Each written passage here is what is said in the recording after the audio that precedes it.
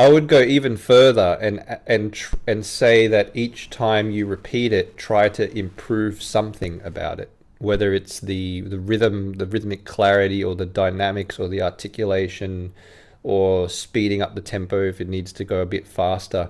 Try to enhance something each time. So each repetition, you're actually, even if you've got it, so you say like, let's say you get it to a sort of a minimum standard, which is it's clean, it's rhythmic, it's whatever, it's sort of the notes are correct, the rhythm's correct. You reach that sort of standard, but there's like, what's the next? If you've reached that standard, you can go, you do a couple more repetitions and say, what about the dynamic shape? What about the articulation of that passage? And this score is quite detailed. Colleen, to go back to this bagatelle, I'm not sure if how much you've heard, because I think you dropped out a little bit, but we're talking about like practicing, like half a measure, one measure at a time, and really getting that, at to a high standard. And Trisha's recommendation, five times in a row correctly, I think is really good. That's what pretty much. I think five. If you're not getting it by about 5 repetitions, you really have to think quite strongly about what you have to reflect quite strongly about there's something breaking down then. But yeah, there's quite a lot of detail. It's piano, he's got the articulations, da, da, and he's got the harmonic. You want to make sure the harmonic's clean and clear and crisp. Dee da dum ba da. Like the articulation, that's a lot. Just the articulation that he's got. Do dum, do yum, be ba ba boom. Like, and then he's got the accents there. So what I'm saying is when you're drilling down these little bits, because it's such a small amount of music, you can pay attention to the detail. If you try to do that for the whole piece, especially early on, it's just too much. It's so much information. By the time you get to bar 3 or 4, you're just in a catch-up mode. You're always like, everything's just right. It's like frantic, like thinking. So what I'd suggest is break it down half a bar, 1 bar at a time, loop it, repeat it. And you'll actually find when you do that type of practice, you're only practicing 1 bar, so you think, oh, this is going to take forever to get the whole thing going. But there's something about the quality of your practice flows into everything else. So you get very high quality here, very high amount of progress, and somehow everything else progresses because the fundamentals of your playing are strong. You're working on your rhythm and your tone and attention to detail in 1 bar, but it flows into everything else. So maybe we could try, Colleen. Can we just try like the first bar, the first measure? See if we can apply some of this. Boom. You could probably go up to the A, or if we need to, you could even do half. You could even do half a measure. But let's see. Let's start with 1 full measure first.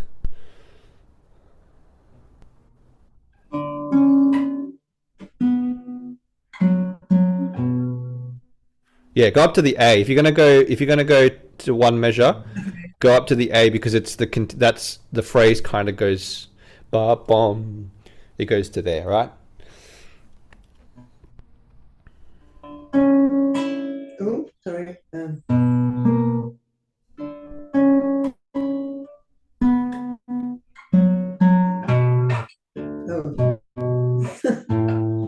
Sorry, I should have played a note. And is it an open? Your open A, yeah, open A, so we can think about the fingering. Now I noticed the harmonic. Did you guys all see what Colleen did correctly the second time? Why did she get the harmonic the second time, not the first time? I didn't see, but maybe I'm guessing that she was prepared for it. She had her hands already over it, possibly. She was prepared for it, not in her hands, but in her eye movement. I saw her head movement was way early. Like she was looking at that harmonic around here. So like the open D going up to the C sharp, was already looking at the harmonic. So that's very good. that's the type of thing you need to do. And to drill it, you actually need to drill that sort of movement in, so that But then I you're think you need to have the slide. You need to have the slide from the A sharp to the C sharp. You need to have that completely, so that you can look for the harmonic rather than look for yeah. the C sharp. It's quite a timing of the eyes. That's right, Paula, because there's one shift here. So maybe somewhere around this point that you Yeah. start to look at that B. Yeah. Yeah. So the accent Okay. is on the B and the A, isn't it? So on the base Yeah, of the the note. accents are on the B and the A. One more detail I want to point out is that it is marked piano. So maybe you can already soften the tone as well, like more tusto playing.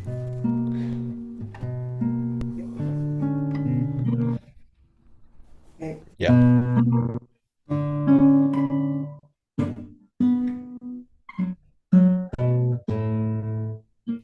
that's good. That's good. Let's stop there. That's great.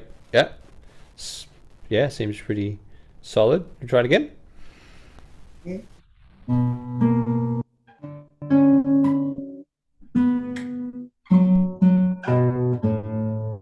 Yeah. I'm just curious with this D. Are you sliding your second finger to the Yeah, D as well? I have watched people So do it and they tend to slide. yeah. It's just that I'm not quite hearing it. And I don't know if it's Yeah. partly because of Zoom and stuff, but can you make it, if you do slide it, can you make that a little bit more definitive on the D?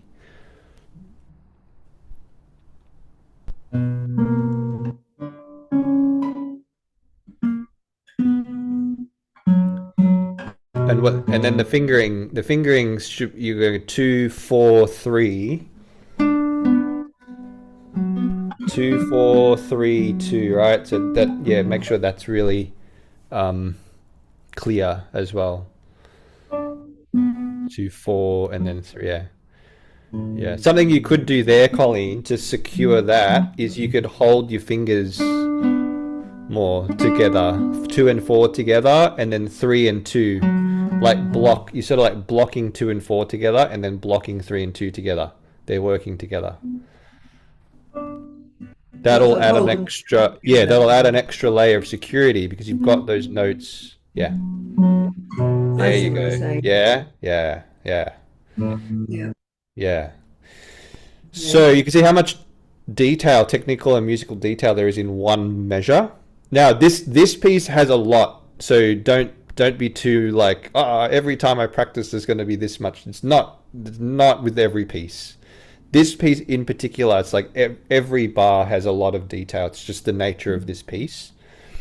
But it's a great one for learning to practice that way. Because I remember even like for me practicing a lot when I was learning this piece. I was practicing many hours a day, and it got me. It's like in a performance, like it's just crazy. So intricate and challenging to keep that security, to keep the rhythm clear, to be secure with the hands and the fingerings and everything. So just requires that kind of level of Just drilling another down on question. things. Yep. When you kind of when you go to the open A, where am I? So when you're playing the A and then when do you stop that ringing? Because it's you Mm, really wants to yeah. come there, but then if you do that, then you've got to prepare that for the for Yeah. the harmonic. It's quite a hard place to do. I'd probably do it like I want to group those together and those together. So I'd probably Yeah, do that. If you don't cut it, if you don't cut it with when the D's playing, it gets a bit muddy yeah, like that. See, it's a bit yeah. muddy in the bass. By the D, yeah. So I'd cut it as when you play the D, the thumb can hop across to the A and mute it, if that makes sense. Yes, yes, Yeah, yeah. yeah. And you can sort of keep that as a consistent, then in the next bar, it'd be the same thing. right? The G sharp to the A sharp, and then the D to the C sharp. So it's kind of similar. But that one's not an open string, so That's not an naturally, open. Yeah, naturally it that won't ring. But you can yeah, sort of you can sort of like match them. You know what I mean? yeah, You've got that consistent articulation that you yeah. can put throughout the piece there. Yeah. Okay. So yeah, great job. Well done. Off You, to a good start, and I hope that that approach will and don't be afraid to speed it up as well. Once you got it comfortable, you can yeah, speed it up a little bit to close to get closer to the ideal tempo as yeah. well.